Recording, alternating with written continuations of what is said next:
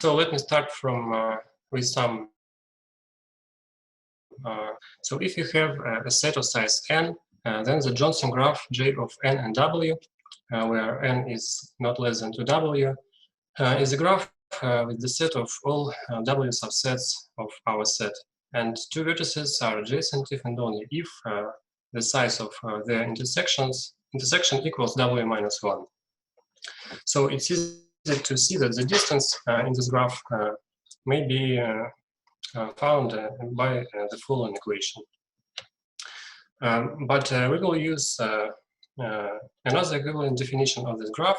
So the vertices will be all binary vectors of length n containing exactly w1s, and two vertices are adjacent if corresponding vectors differ in exactly two coordinates or coordinate positions. So here are some easy examples. If you take J of n1, then it's just a complete graph, Kn, and J of n2 is the line graph of Kn. So its vertices are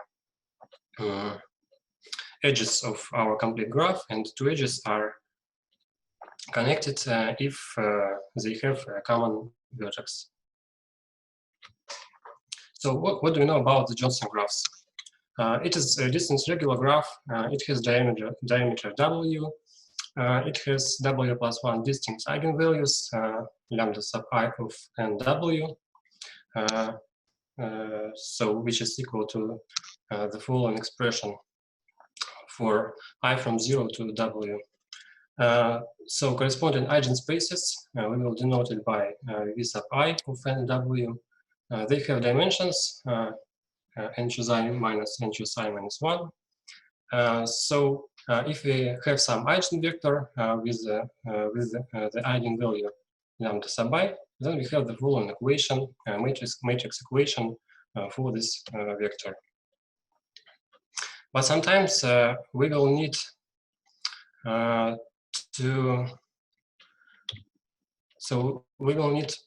work not with vectors but with functions. So let us define one equivalent object. So again, we have some graph.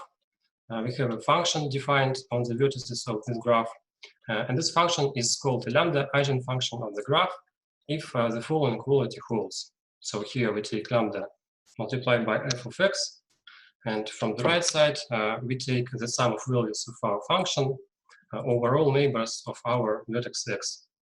Well, it's easy to see that the vector of values of this function is exactly the eigenvector of the adjacency matrix of the graph. And now some words about equitable partitions. Equitable partition, it's one of central objects in algebraic combinatorics and algebraic graph theory. So let's define it. So an R partition C sub 1, C sub 2, up to C sub R of the vertex set of some graph is called equitable with a quotient matrix S with sizes R by R. If every vertex from C sub I has exactly this constant value of neighbors in C sub J. And these sets, C sub 1, C sub 2, and C sub R, they are called cells of the partition. So in other words, it is not important what vertex we take, it is important what color it has to understand what neighbors does this vertex have. So this object is also known as perfect coloring, regular partition, partition design, and some others. So here is an example. Take a graph 3 by 3 grid. You can see it at the picture, and consider the following three partition of this equitable three partition of this graph. So let us see that this partition has the following quotient matrix. So the first row and column, they correspond to a pink vertex. The second row and column correspond to yellow, and the third to blue. So our pink vertex has exactly 4 yellow. So you see it's 4 in the first row and zeros for yellow and blues.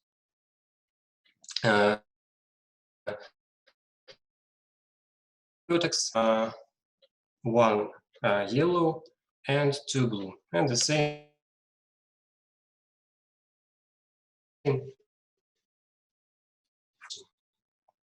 So it is known that must be eigenvalues of the adjacency matrix of the graph. So it is an important thing. Now some words about motivation. Well, at first let me remind you what is a code. A code in a graph is just some subset of its vertex set, and equitable partitions include such classical objects and families as perfect codes, completely regular codes, Steiner systems, and some others. So let me stop at the definition of perfect code. So a perfect code C with radius R in a graph G, it is such a code that balls of radius R centered in vertices of our code cover all vertices of the graph without intersections. And there is an old conjecture by Delsart in 1973. So he conjectured that there are no non-trivial perfect codes in Johnson graphs. So let us discuss what is a trivial perfect code. If we take a single vertex in a graph and make a radius r which is equal to the diameter of the graph, then obviously it is a perfect code containing exactly one vertex. Well, it's not interesting. And another trivial example, if our Johnson graph is antipodal, it means that n equals to w. Then we can take two vertices at the maximal distance, and if w is odd, then we take the radius w minus I over 2, and these two balls, they cover the whole vertex set of the graph. So it is a perfect code containing exactly two vertices. It is also not so interesting, and so this problem was considered by different mathematicians such as Banai, Ross, Edson, Schwartz, and others. And the conjecture nowadays is still open.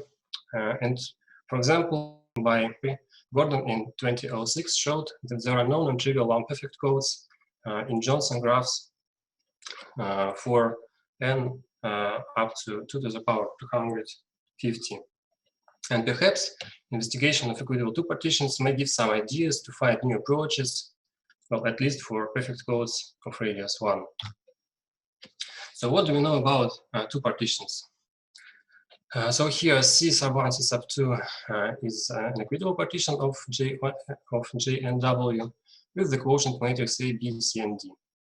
First of all, our graph is regular. It has degree W multiplied by n minus W. Therefore, the sum in every row must be equal to this degree. It is also easy to find eigenvalues of this matrix. It has two eigenvalues. One of them is trivial, it's a degree of the graph, and the other one is A minus C. So in the future, we will say that a partition has an eigenvalue, some eigenvalue, if its quotient matrix has its eigenvalue. It is also easy to find the sizes of the cells, or the number of the first color, the number of vertices of the first color, and the number of the vertices of the second color. And finally, without loss of generality, we always can take that B is at least C, because we can change C sub 1 and C sub 2, and vice versa. So if you're interested in some necessary conditions and complicated constructions of such partitions, then you can see a series of papers by Konstantin and Vorob'ev. And we also need a definition of equivalence. So imagine that you have consider two functions defined on the vertices of the graph, and we will say that they are equivalent if there exists a permutation pi such that for every vertex, for every vector of length n, we have this equation. So it means that we change our coordinate positions and the functions are the same. And two partitions are equivalent if the characteristic function of, say, C sub 1 is equivalent to one of characteristic functions of the second partition. So the main problem in this area may be formulated as follows. Given a matrix M, 2 by 2 matrix, and the question is whether there exists an equitable two-partition of a Johnson graph J of NW with this quotient matrix. And if it's true, then what is the number of different or non-equivalent partitions with this quotient matrix? So let us consider an example. Now we are going to build and analyze the graph J of 6 and 3. So let me remind you that the vertices of this graph are all vectors of length 6, containing exactly three ones. This graph is non-regular. It has 20 vertices and diameter 3. So what do? We take a vertex 1, 1, 1, 0, 0, 0. It has 9 neighbors, and these 9 vertices induce a 3 by 3 grid as a subgraph of our graph. Then we take antipodal vertex of our initial vertex. It means that we change all ones to zeros and all zeros to ones. So obviously these vertices are at distance 3 at maximal distance in this graph. And now we have 20 vertices, and all we need is to connect vertices from the upper grid with the vertices from the lower grid. So consider two vertices that are at distance 3. For example, these 2 yellow vertices. So the distance is 3, and they are not connected. And since the distance is 3, it means that each of these yellow vertices is not only not connected with the other one, but it's also not connected with the neighbors of the other yellow vertex. But now, as it is drawn, each of yellow vertices has exactly 5 neighbors. So we need to find 4 more neighbors, and we make it in the following way. And if you continue this procedure for all pairs of antipodal vertices, we have the following graph. And now let's consider some equitable partitions of this graph. So in 2008, Agustinovich and Mogilnych listed all admissible matrices of 2 partitions of this graph, and they show that these partitions must have one of the following quotient matrices. So let us take the first matrix, and the answer is easy. So we take these 2 yellow vertices as the first cell of our partition, and the rest 18 vertices will be another cell of our partition. And it's easy to see that this partition is equitable with the quotient matrix 0, 9, 1, and 8. Moreover, this is exactly an example of trivial one perfect quote. So we take 2 vertices at maximal distance as here. What is interesting here is that we may take, we took a pair of antipodal vertices, then we can take one more pair and take a union of these pairs. And so now we have 4 yellow vertices. It will be C sub 1, and again all light blue vertices will be C sub 2. And this is it is also an equitable partition with the quotient matrix 1, 8, 2, and 7. And in similar way, we can take union of, say, T antipodal pairs and build other quotient matrices, other partitions with other quotient matrices.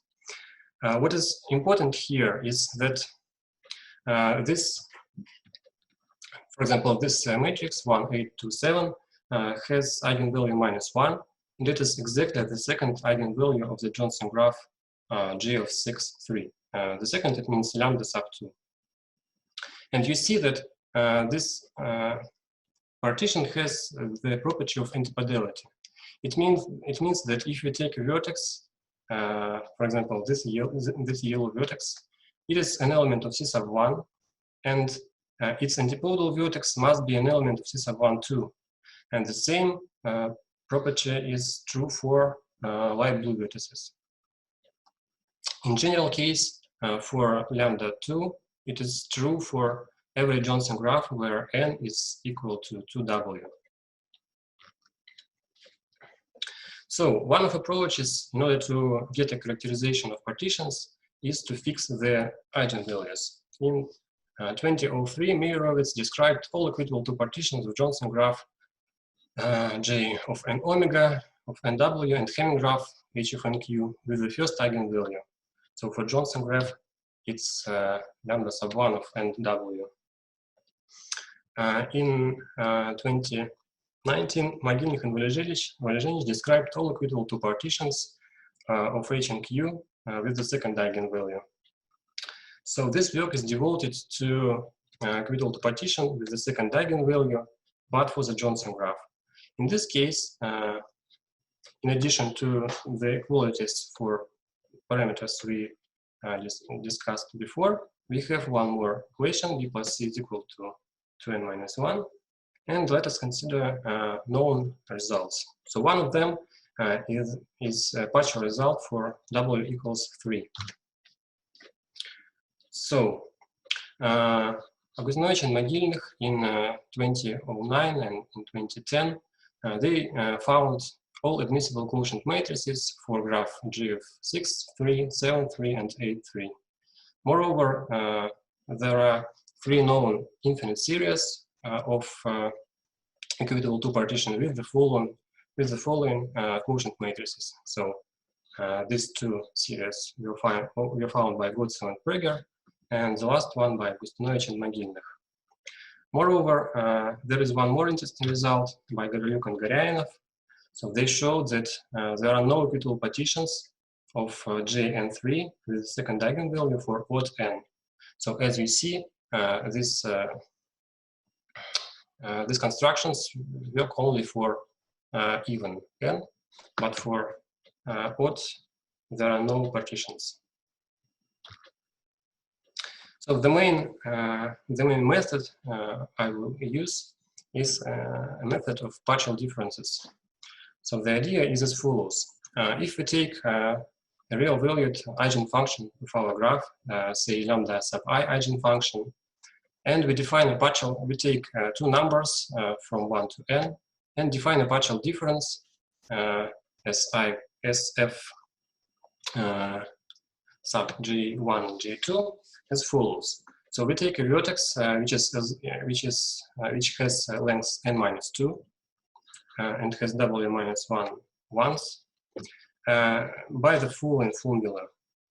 So actually we reduce our function from the bigger graph G of n omega to the function of the lower graph of J n minus 2 w minus 1. And what is important here that after this reduction, each lambda sub I eigenfunction of our graph goes to lambda sub I minus 1 eigenfunction of the smaller graph, or it may be the all zero function. How could it help in our problem?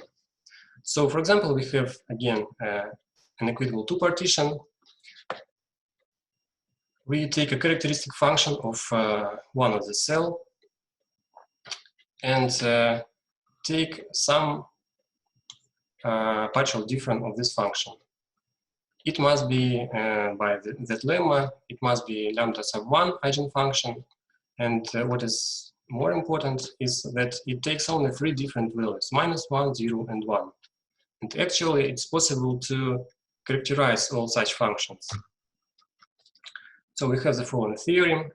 If you have a function in Johnson graph taking only 3 values, if it is lambda sub 1 eigenfunction and it is not the all-zero function, then it must be equivalent up to multiplication to one of the following functions. So here you can see 4 functions. Okay, let us discuss them. So first of all, the fourth function is defined only for w equals 2. It means that the initial partition must be for w equals 3, and this talk is devoted to the case when w is at least 4. So it's not our case. Functions f2 and f3, they are defined for n equals to w, and the first one exists for all n at least to w. So you see that the cases where n equals to w and is greater than to w, these cases are completely different. So based on this characterization, I prove the following theorem. So there are no equitable 2 partitions of a Johnson graph for n greater than to w, for w greater than 3, with this quotient matrix. In other words, there are no equitable 2 partitions with the second eigenvalue. So now the sketch of the proof. The idea is similar, so we suppose that we have an equitable 2 partition. We consider this function be multiplied by characteristic function of C1 minus C multiplied by characteristic function of C2. Clearly, this function is lambda sub 2, eigenfunction of our Johnson graph, and it takes only 2 different values, b and minus c.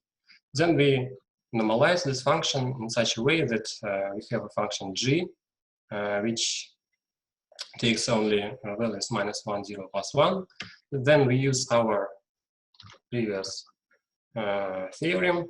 And for the case when n is greater than 2w, we may use only a function f1. So these 2 functions are for work for another case. And using this theorem, we may claim that vertices of this form, so having these starting values in the vector, they are elements of C sub 1 or C sub 2. And then we analyze possible possible partial differences for numbers not in this starting interval. And finally, we get a contradiction. So this is for the case when n is greater than 2w. And so this theorem allows me to make the following conjecture. So I think that for I greater than 2, a similar situation is also true. So I think that there exists some w sub 0 depending on I, such that for all w greater than sub 0 and for all n greater than 2w, there are no equitable partitions of Johnson graph with the eigenvalue lambda sub I. Now we will consider the last case, 2w and w. So as I said before, this graph is antipodal. It means that for every vertex in this Johnson graph, we have exactly one vertex at the maximal distance in graph. Here it is w. And there are two known constructions of equitable partitions with the second eigenvalue in this graph, and two new constructions. We will start with known constructions. So the first one was proposed by Konstantin and Mogilnych, and here the construction is quite easy. We take vectors, we consider the field 3 coordinates. If they are all zeros, or if are they all ones, then these vectors are elements of C sub 1. Otherwise, they are elements of C sub 2. And by simple calculations, it's easy to show that such a partition is equitable with the full-on quotient matrix. So you see, one may say that this partition depends only on 3 coordinates. Another construction is simpler. Here, the partition depends only on 2 coordinates, x sub 1 and x sub 2. And so C sub 1 consists of all vectors such that x1 plus x2 is equal to 0 or 2. And this partition is also equitable with the quotient matrix in the following form. And so I found 2 new constructions. They are more complicated. So here again, again, this partition depends on some finite number of first coordinate positions, and here this number is 5. So for determining to which cell the vector, so to which cell we put the vector, we just check the first 5 coordinates. So if this subvector of length 5 is an element of the following set, of the set B, then it is C sub 1. Otherwise, it is C sub 2. So this equitable partition, it's a little bit harder to check that every vertex has this quotient matrix, but it's also possible. So this partition is equitable with the full-on quotient matrix. And the last construction, here again we have 5 main coordinates, and the set B is the following. And the quotient matrix can be written as follows. And what is important here that previously there were no known equitable 2 partitions with this matrix. So even the matrix is new. And so the main result in this part is the following. So if we have a partition, equitable partition C sub 1, C sub 2 of our graph with the second eigenvalue and W is at least 7, then C must be equivalent to 1 of the partition from these 4 constructions.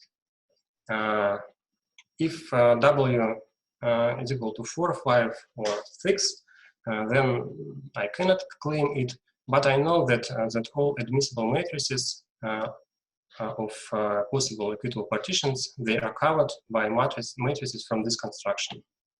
So the proof is also based on the analysis of partial difference, but here we need one more interesting lemma, the following. So if we have an equitable partition of our Johnson graph with the quotient matrix A, B, C, and D, then we can claim that this equation holds. From the left side, we have the number of edges that connect vertices from different cells, and from the right side, we have the sum of sizes of all partial differences of the function f, which was defined before. So the analysis of this equation leads us to this theorem. Okay, so the main results are the characterization of equitable 2 partition of Johnson graph for all parameters n and w except j of n3 and 3 finite graphs, j of 12, 6, 10, 5, and 8, 4. And a new method of analysis of partial differences, and I think it will be useful in future. So I think that to complete the characterization for this remaining cases, it's not too complicated, but what is more complicated and more intriguing is to generalize and apply developed methods for partitions for eigenvalues lambda sub I where I is greater than 2. And maybe even for perfect codes. So thank you for your attention. Thank you very much for the talk. Are there any questions? Yeah, it's Grigory Kapatensky. I have an easy question. The motivation was this famous conjecture of the sort of non-existent perfect codes and Johnson graph. But as I understood, so far, the technique which you developed together with other people is just for the case of single error correction codes. Yes, right. Yeah. What do you know about the general case? Because in the case of Hamming scheme, we know the answer for general case. And on the other hand, the case of single error correcting code appears to be the most difficult in some sense, because we know not exist perfect codes. So maybe you are trying to solve, of course you do something in the style of your school, but working on single error correction codes in Johnson's scheme. But I just want to show the analogy that its case could be the more difficult than the general case. Something what you need to generalize the Lloyd theorem for Johnson's scheme and apply it. So maybe non-existence of, say, 2 error correcting codes will be easier, for instance. Yes, I agree. So maybe it's possible to generalize it for perfect codes of with radius maybe 5, 7, or some growing. Yes, good idea.